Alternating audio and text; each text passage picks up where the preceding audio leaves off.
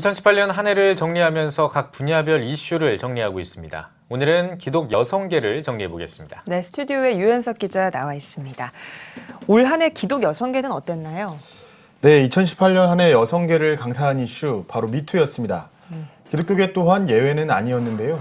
올해 초부터 국내에서 확산되기 시작한 미투 운동이 교계 안까지 확산되면서 기독교계 목회 현장에서도 변화가 일었습니다. 네.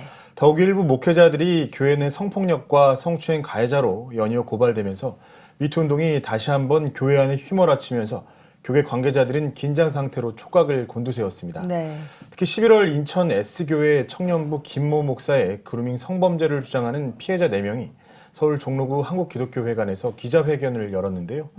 그루밍 성범죄는 가해자가 피해자를 심리적으로 지배한 뒤에 성폭력을 가하는 것을 의미합니다. 네. 10대 미성년자인 피해자들이 직접 작성한 사례에 따르면 김모 목사는 피해자들을 성희롱, 성추행하고 강제로 성관계까지 맺었다고 주장했습니다.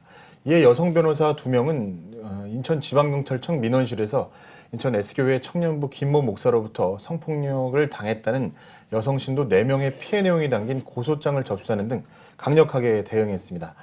또한 지난 3월 서울 서대문구에 위치한 모 신학대학생 4명이 미투 운동에 동참하고 나섰는데요. 네.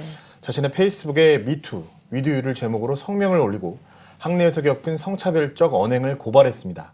성명에는 모 교수가 수업 때마다 성희롱을 일삼았고 다른 교수는 본인이 가진 권력과 지위를 이용해 성폭력을 행사했다는 설명과 함께 2011년 여자 화장실 몰카 사건, 2016년 S교수 성폭력 사건, 2016년 총학 사건 등을 거론했습니다. 미투 운동은 신학대학까지 확산돼 이슈가 됐습니다. 네, 참 안타까운 일이 벌어졌던 것 같은데요. 그래요. 또 다른 이슈를 또 짚어주신다면 어떤 게 있을까요? 네, 기독교대학 감리회에서 벌어진 이슈인데요. 기독교대학 감리회 여선교회 전국연합회는 성추행, 금권선거 의혹을 받고 있는 A교회 전모 목사의 서울 남년의 감독직 사퇴를 촉구하는 서명을 받고 있습니다. 감리회 여선교회 전국연합회는 입장문에서 전모 목사가 개교회 담임뿐 아니라 감리회 영적 지도자로 자격이 없다면서 전모 목사가 가는 곳마다 성추행 의혹이 불거졌고 고소 고발 과정에서 전모 목사 스스로 부적절한 성관계와 간음을 고백했다고 지적했습니다. 또한 전모 목사는 성추행당한 여성들에게 용서를 구하고 감독직뿐 아니라 목사직도 내려놔야 한다며 전모 목사의 사퇴와 면직운동에 적극 동참해달라고 촉구했습니다. 네. 이 사실이 알려지자 사회적 공분을 사며 기독교계 여성들 또한 대응에 나섰는데요. 관계자의 이야기 들어보겠습니다. 우리 여성교회가, 우리 공동대책위원회가 이 일을 위해서 오로지 십자가 보고 외치고 부르짖는다면 불의한 재판관이 끈질긴 가부의 그 넋두리 때문에 들어준 것 같이 결국은 하나님은 우리 모두를 승리의 길로 이끌리라 믿습니다. 네, 정말 미투 운동이 2018년 한 해를 뜨겁게 달군 이슈였는데 그럼 여성들은 어떻게 대응을 했는지도 좀 궁금합니다.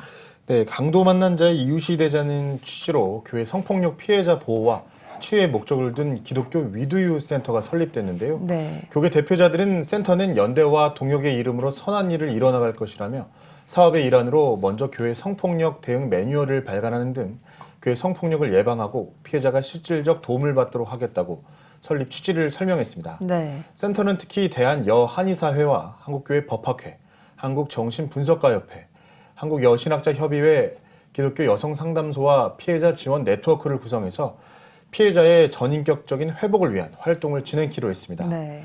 특히 미투 운동은 가해자 고발이 아니라 살고자 하는 피해자의 몸부림이라며 다른 기관들과 함께 가해자를 선도, 치유하고 성인지 향상 교육을 통해 교회 내 성범죄를 예방할 것이라고 강조했습니다.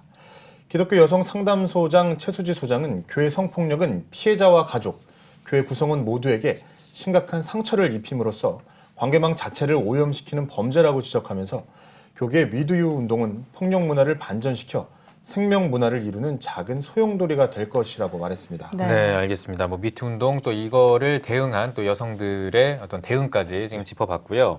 다음으로 결산해줄 기독 여성계 어딘지 좀 설명해 주시죠. 네네. 예. 한국교회 여성연합회가 2018 한국교회 개혁과 성숙을 위한 교회 여성의 제언을 발표하고 교회 공동체의 새로운 변화와 혁신을 위해 여성 리더십이 강화돼야 한다고 밝혔습니다. 네. 한교여연은 한국교회의 성평등 실현을 위한 교육 및 법제화를 요청했는데요.